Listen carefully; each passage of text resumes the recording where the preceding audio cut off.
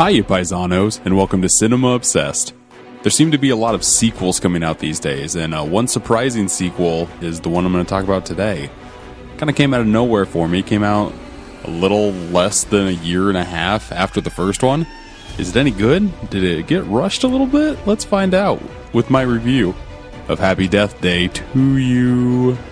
The first Happy Death Day was a pleasant surprise when it came out in 2017. There aren't that many movie examples of the Groundhogs Day concept, but blending that idea inside of the horror genre really made all the sense in the world. When I heard that they were making a sequel, I was happy to see if Blumhouse could pull off the surprise again. Happy Death Day to You is still a fun movie to see, but something along the way seems to be missing the second time around. It's really hard to talk about this film without going into any spoilers, but what I will say is that this movie plays off another genre type that's barely been touched upon in film. The idea that they have for Happy Death Day to You is a smart one and will definitely leave some moviegoers disappointed in the way they decided to go.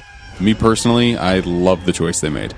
But just fair warning, this film is no longer a horror film. It takes a sharp turn into the imaginative. Even more so than the original because it dares to stack multiple genres on top of each other.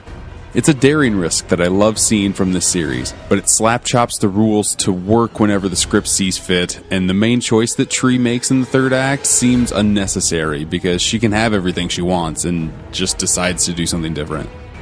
Since I can't really talk about the plot here, what I can say is that if you like the cast from Happy Death Day, you will still like them in the sequel. In fact, the cast might be the main reason to see this film. The Groundhog's Day effect is back into play, and watching Tree interact with this supporting cast just feels as fun as it did the first time. The new cast also adds some fun to the mix, except for the Dean, who just feels like he's only there for a plot point and definitely the weakest character of the film. It hurts me to say that Happy Death Day to You wasn't as fun as I wanted it to be. A lot of the dialogue seems wooden, the choices that are made seem to be unnecessary, and the genre they choose to add is one of my favorite subgenres, but it never takes full advantage of the craziness that this wrinkle could introduce. They add a stinger to the end credits to open up a possibility of a third movie, and the route they choose had me unexcited. I don't really want to see the sequel if what they're hinting at is where they go.